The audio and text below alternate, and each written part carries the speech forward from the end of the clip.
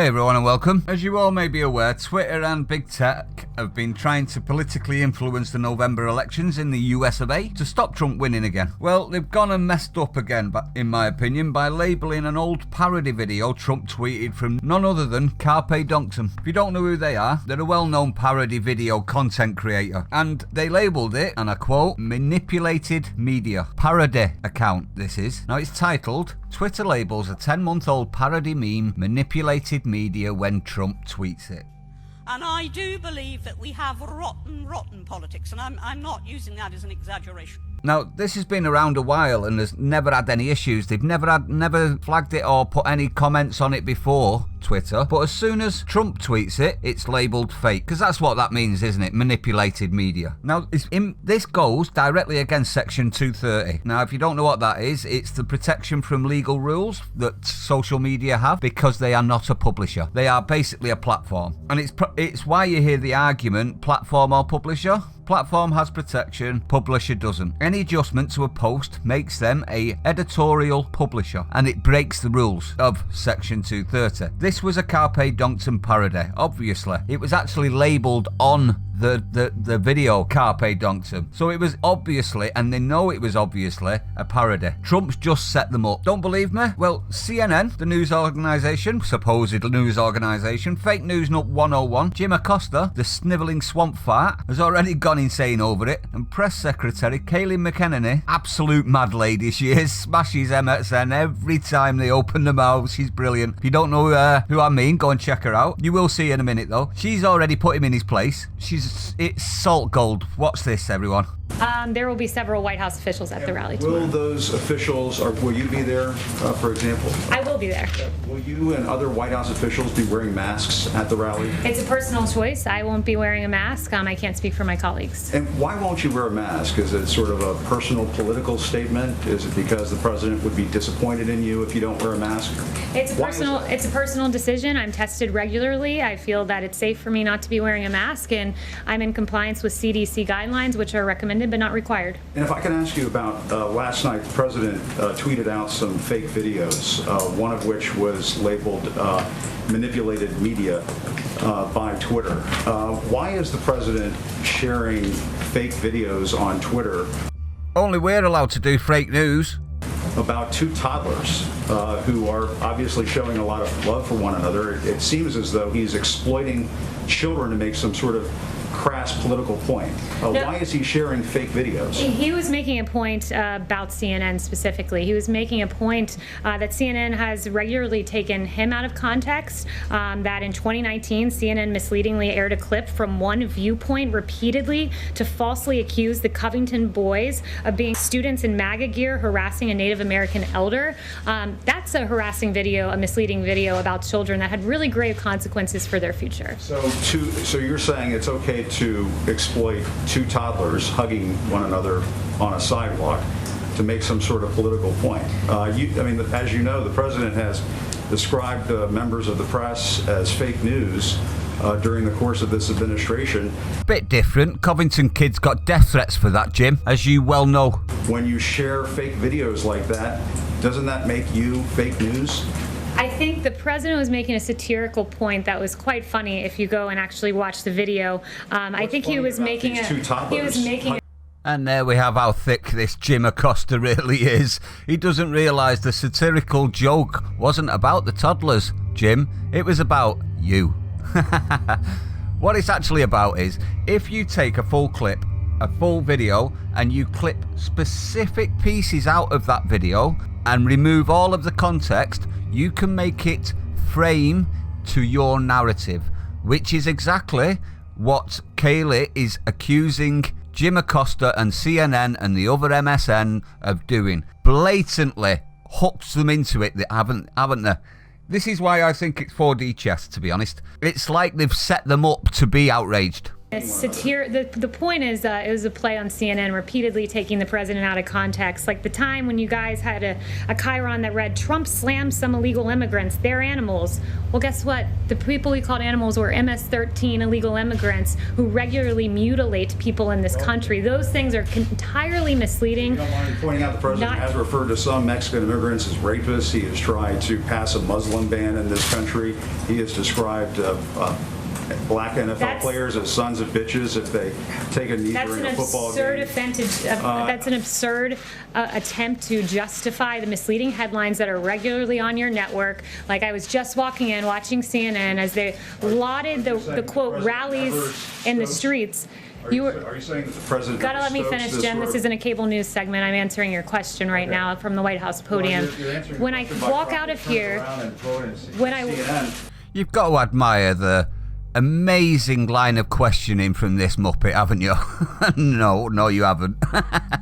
When I walk out here, Jim, and I see on your network celebratory headlines about the rallies and the protests outside, and you actually said protests and rallies. So in light of a protest, if these gatherings happen in light of a protest or a rally, as you say, that rally is to be condoned, but not the president's rally. I mean, it's appalling. You have one person on your network saying that this is a celebration in the streets, a carnival-like atmosphere. There's a guy with a sign that says free hugs. It's beautiful what's happening in the streets. There is music. People are hugging. You celebrate hugging in the context of a protest. But in a Trump rally where we celebrate historic low African-American unemployment, criminal justice reform, HBCUs, that rally is not allowed because guess what, Jim? It doesn't fit the ideological agenda of CNN. Nailed it. Peter Alexander. Let me ask if I can, Kaylee, why does the president keep hiring people who are dumb as a rock, overrated, way over their heads, wacko, and incompetent? That's no way to talk about Jim Acosta. So the president makes hiring decisions based on the fact that he likes to have countervailing viewpoints. I spoke to him this morning about diversity of thought is the only diversity worth having. The hiring of John Bolton in particular, and he said, I like to counterbalance my own opinion with individuals that oftentimes have the very opposite opinion of my own. He likes the model of having a team of rivals, like what we saw in President Lincoln's administration. I've been a part of that. I often see rigorous debate, and the president uses his gut and makes the best decision as to how to move forward. So that's what goes into his hiring practices, and I think the team of rivals with President Lincoln worked quite well. There's obviously value in hiring a team of rivals. It's worked well in the past, but then if you're going to hire rivals, why hire rivals who are dumb as a rock, overrated, way over their heads, wacko, and incompetent? How does that help? Will you leave Jim Acosta alone? Don't worry, Jim, I've got your back. Twitter tagged another video meme posted by Trump with the manipulated media tag, even though the fact that the video is a parody is obvious. The meme video has been in circulation since September 2019 but was only tagged as manipulated when President Trump posted it. The video was created by Twitter user @CarpeDunctum, who is well known for creating parody videos that are frequently retweeted by President Trump.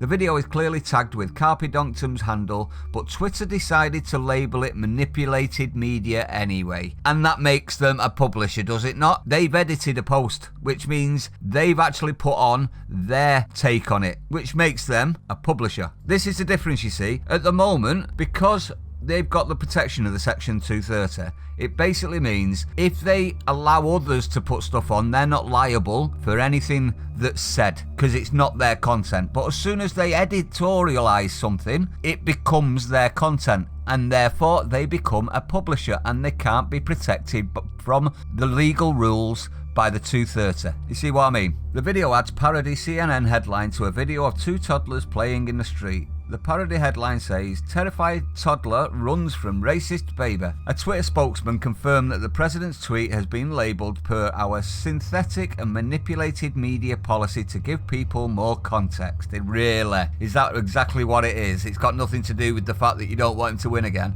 Okay. Although the video has been in circulation since September 2019, it was only when President Trump chose to tweet it that Twitter added the manipulated media tag. See, that line there tells me this is why I think Trump's done it on purpose. This is more 4D chess. He needs more evidence so that he can actually finish them for good, I think. But what do you think? I mean, do you think... Because Trump seems to be always one step ahead of these idiots, doesn't he? Because he's always one step ahead. So if he was one step ahead, what would he be doing it for? And it has to be more evidence of interference. Am I wrong? This suggests Twitter is holding the president to a different standard. Twitter only responded on background to a question about why the meme was only tagged once Trump tweeted it. The company also declined to provide a list of other tweets that had been tagged with the manipulated media label since it was introduced. It's probably because it's none, and if they are, it'll all be conservative voices, won't it? None of it will be aimed at the left. We know Twitter doesn't censor the left. This is not the first time that Twitter